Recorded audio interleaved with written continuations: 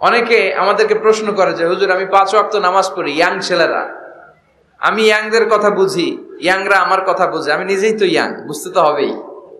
তো অনেকে আমাকে প্রশ্ন করে যে হুজুর আপনাদের আলোচনাগুলো শুনে আমার জীবনের মোড় পরিবর্তন হয়েছে, কিন্তু এই পর্নোগ্রাফির করাল গ্রাস থেকে আমি নিজেকে বাঁচাতে পারছি না।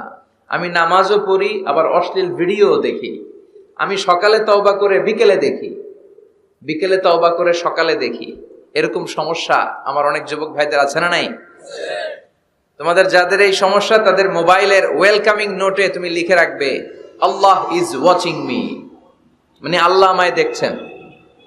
তুমি যেই ল্যাপটপ ইউজ করো ওই ল্যাপটপের এক পাশে টাইপ করে তুমি লিখে রাখবে আল্লাহ সুবহানাহু ওয়া তাআলা ইজ ওয়াচিং মি, তিনি আমায় দেখছেন, তিনি আমাকে প্রত্যক্ষ করছেন।